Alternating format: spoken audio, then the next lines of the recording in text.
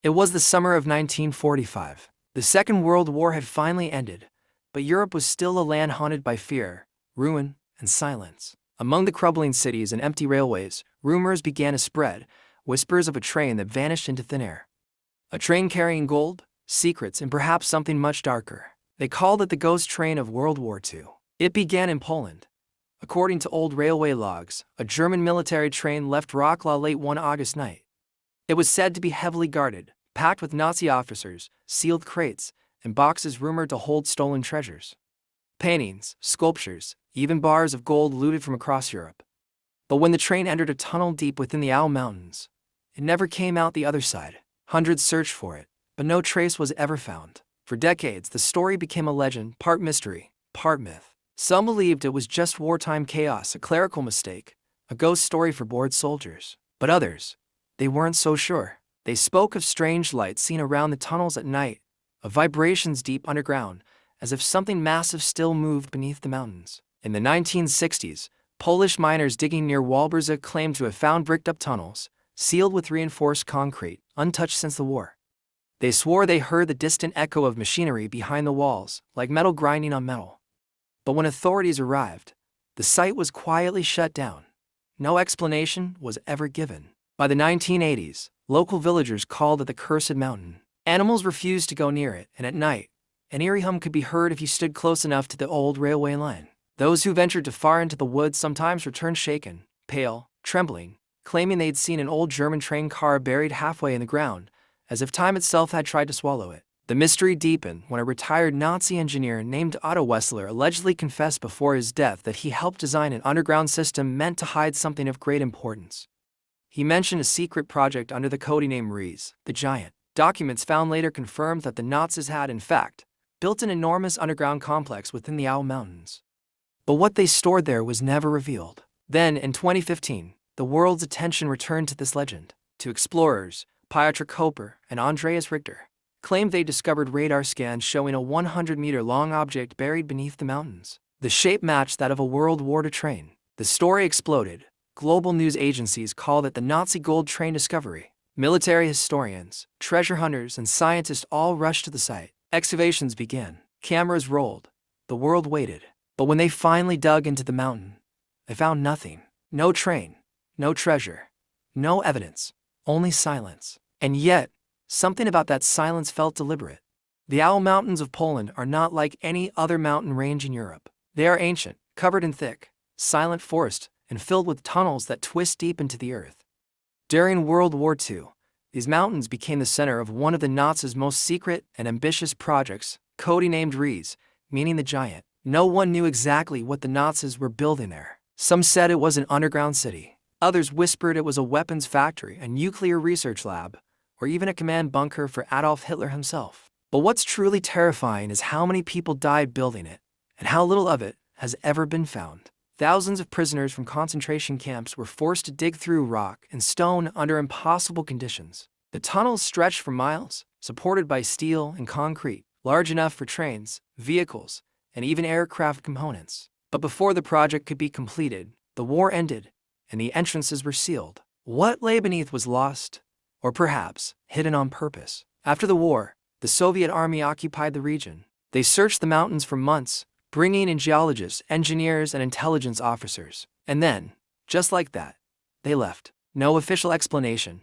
no reports released. Some locals claimed they saw Soviet trucks leaving at night, loaded with large wooden crates. Others said strange lights glowed from the tunnels long after the soldiers were gone. In the 1950s, when Polish authorities tried to reopen one of the blocked tunnels, the team encountered a section filled entirely with a metallic substance, something not native to the region and unlike any known building material of that time. The scientist who examined it described it as smooth, seamless, and cold to the touch, like touching the surface of a machine rather than stone. The discovery was immediately classified.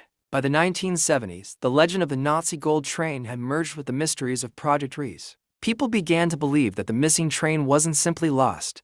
It had been hidden deliberately inside the unfinished tunnels of the Giant. Treasure hunters came from all over Europe, bringing metal detectors, ground-penetrating radar, and explosives. Some vanished inside the tunnels. Others returned terrified, swearing they'd heard machinery running deep underground, as if something old and mechanical was still alive down there. One explorer, in a recorded interview before his death, said he felt a low vibration in the rock beneath his feet, pulsing like the heartbeat of the earth. Another claimed to have found German markings on a steel door that led to nowhere, sealed shut, welded from the outside. Carved above it was a single word, Verrat, German for betrayal. Was this the entrance to the missing train? Or was it something far worse, a tomb for the thousands who perished building this underground empire? No one could say for sure.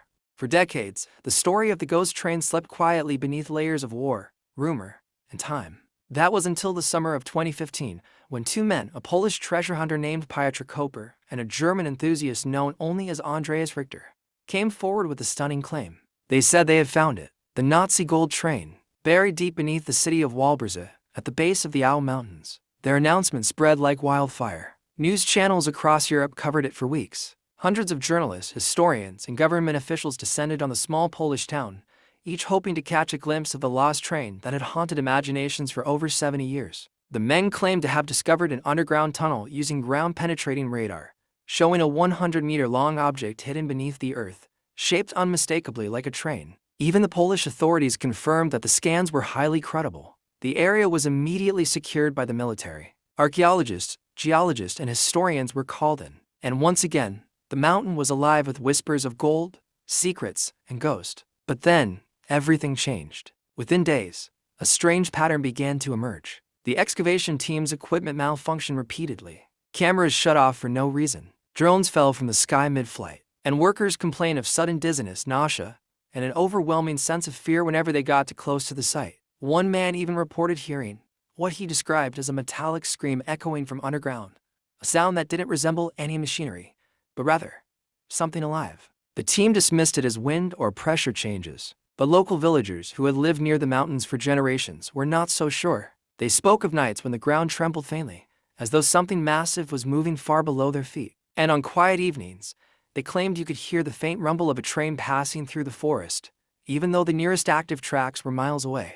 The authorities eventually halted the excavation, citing safety concerns. Officially, they claimed the radar readings were a misinterpretation, that the shape wasn't a train at all, just a natural formation of rock and soil. But privately, whispers told another story. Security personnel who guarded the site at night reported seeing lights flickering underground. A few claimed to have heard German voices, faint, distorted, like echoes from another time. When journalists tried to press for more answers, access to the area was restricted. The military declared the tunnels unstable and sealed the entrances once again. But that didn't stop the theories. Some believed the Polish government had actually found the train and decided to cover it up to avoid chaos. Others suggest what lay underground wasn't gold at all, but something far more dangerous. A secret weapon, perhaps, or documents. Night fell quietly over the Alps mountains, wrapping the forest in an unsettling calm. The excavation lights that once flickered across the trees were gone, replaced by the heavy darkness of abandonment. But not everyone had given up on the ghost train. Weeks after the official search was shut down, a small group of explorers, ex-miners, historians, and thrill-seekers decided to enter one of the sealed tunnels on their own. They carried cameras, flashlights, and a deep hunger for the truth. If the government wouldn't dig, they would. As they descended into the narrow, crumbling passageway, the air turned heavy, thick with the smell of wet stone and rust. The deeper they went, the quieter the world became. No birds, no wind, only the faint dripping of water echoing endlessly through the dark. The walls were carved smooth, unnaturally so, as if shaped by machines far more advanced than what existed in the 1940s. Old wooden beams, rotted and warped with age, lined the ceiling. Strange markings, German letters, arrows, and unrecognizable symbols were painted faintly on the stone, almost glowing under their flashlight beams. And then, about 200 meters in, they found something strange. The tunnel split into 3 narrow corridors, each leading deeper into the mountain. One of them was blocked by collapsed rock. Another seemed to lead downward, far deeper than anyone expected. But the third had metal rails running through it, perfectly preserved, disappearing into the darkness. Their breathing quickened. This was it, the tracks of the lost Nazi train. The group set up their equipment and began to record. They placed motion sensors, light sticks, and a small drone camera at the mouth of the tunnel. Then, one by one, they walked forward, the sound of their boots echoing like faint whispers through the hollow earth. After nearly 20 minutes of walking, they came across a massive steel door built directly into the stone. It was covered in frost, even though the air was warm. German inscriptions were etched along the top, one of which translated to, "Who enters here, enters eternity." They tried to force it open, but it didn't budge. Not even an inch. One of the explorers placed his ear against the cold metal and swore he heard movement from the other side. A faint clanging, like chains being dragged. Suddenly, the temperature dropped. Their breath turned white in front of their faces. The flashlight beams began to flicker. And from the far end of the tunnel, the sound. That unmistakable metallic screech of a train wheel grinding against track. It grew louder, closer, until the walls themselves seemed to shake. They turned to run.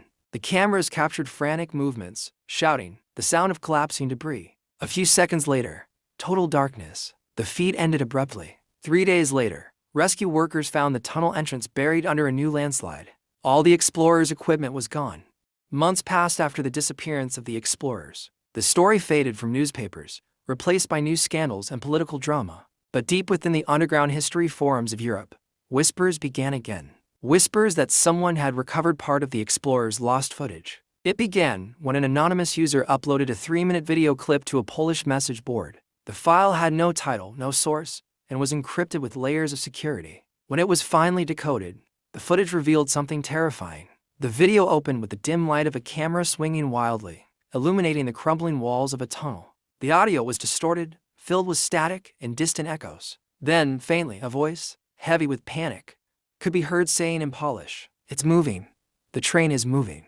The camera tilted down for a second, showing steel tracks vibrating slightly, as if something massive was rolling across them. A metallic screech filled the air, followed by a blinding flash of light that lasted just half a second. Then, black. No sound. No movement. Experts who analyzed the clip confirmed that the symbols and tunnel layout matched the Owl Mountains region exactly. But what puzzled them most was the background sound frequency. A deep, rhythmic rumble that no one could identify. It didn't match any known type of machinery, or even natural seismic activity. It sounded almost alive. The footage reignited global curiosity. News agencies picked up the story again. Television hosts debated the possibilities. Was the Nazi gold train real, or just a myth born of post-war desperation? But among the noise, one strange discovery went almost unnoticed. A German historian named Dr. Reinhard Vogel claimed he had found a coded entry in a wartime radio log. It was from May 8, 1945, the very day Germany officially surrendered. The message, sent from an unregistered frequency near the Owl Mountains, read, "Cargo secured. Departure imminent. God forgive us all." Dr. Vogel believed this transmission was sent from the train itself, a final message from those trying to escape with their treasures before Allied forces arrived. But when he shared this publicly, strange things began to happen. His emails vanished, his online accounts were deleted overnight, and 3 days later, his small apartment in Dresden was found completely empty. Computer gone, documents gone, no trace of him anywhere. Local police marked it as a voluntary disappearance, but those who knew Dr. Vogel disagreed. He had spent years trying to uncover the truth about the gold train. He wouldn't have just vanished. Weeks later, a YouTube channel claiming to be run by a former student of Vogel's posted a cryptic video titled The Last Transmission. It contained distorted radio audio, faint beeps and static, and a deep, echoing hum that seemed to pulse like a heartbeat. At the 2:17 mark, if you listen closely, you could hear something else underneath the noise.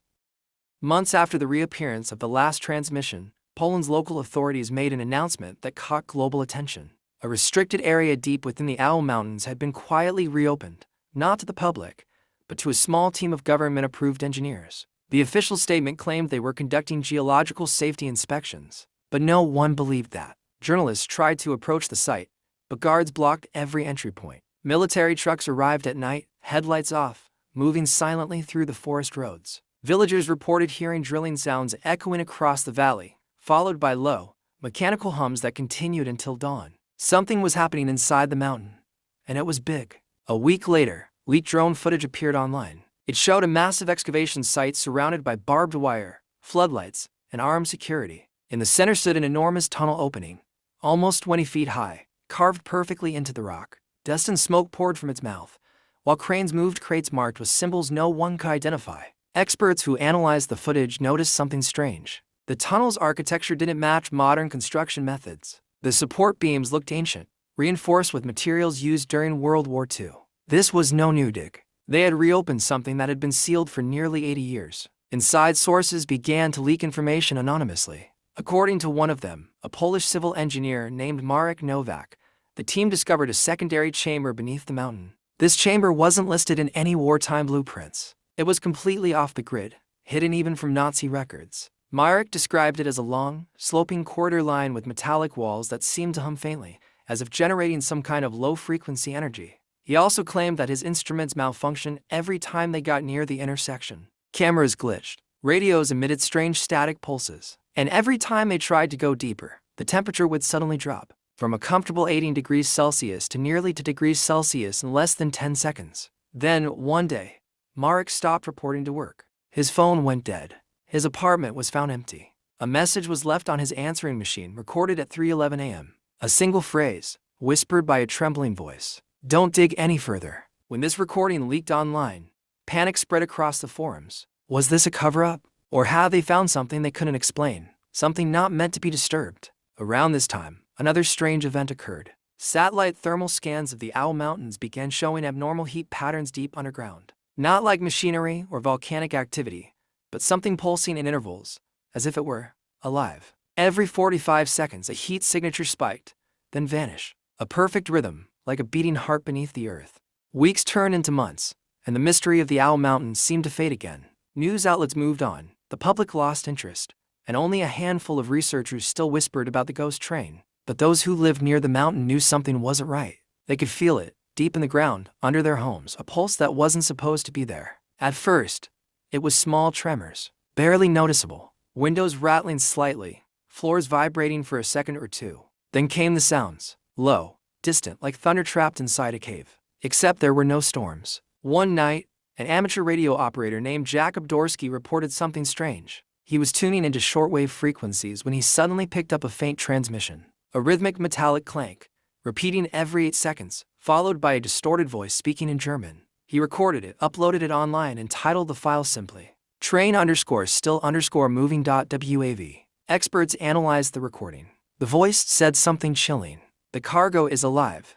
Do not open the final car." No one could trace where the signal came from. It wasn't a normal radio broadcast. It originated from beneath the surface of the Earth, somewhere near the coordinates of the old tunnel site. After this leak, people began disappearing again. Online accounts that discussed the file were suspended overnight. Entire Reddit threads vanished. Even YouTube videos explaining the train_still_moving recording were deleted under copyright strikes from unknown claimants. It was as if someone, or something, didn't want the world to know. But then came the night of December 12th, the night the entire region went dark. At exactly 11:44 p.m., all electricity within a 50-mile radius of the Owl Mountains shut off simultaneously. Cameras froze, streetlights died, and every phone lost signal. For 3 minutes, the world in that valley was blind. And in those 3 minutes, a sound rolled through the mountains. A slow, grinding roar, echoing like thunder mixed with the screech of metal. It was unmistakable, the sound of a train. But this time, it wasn't underground. A group of hikers camping on the southern ridge recorded the entire event. In their footage, you can hear them whispering, terrified. The camera shakes as the sound grows louder. A rhythmic chug, followed by a blinding golden light spilling through the forest. The trees bend backward as a shockwave passes through, flattening the ground around them. And then, silence. When authorities arrived the next morning, there was nothing left of the hikers. Only their phone remained, half melted, still recording. The last frame shows a glowing silhouette moving through the fog, long, mechanical, like a train made of molten metal, dragging a series of cars behind it that seemed to float above the ground. Every few seconds, one of the cars emitted a deep, vibrating hum, like something inside was breathing.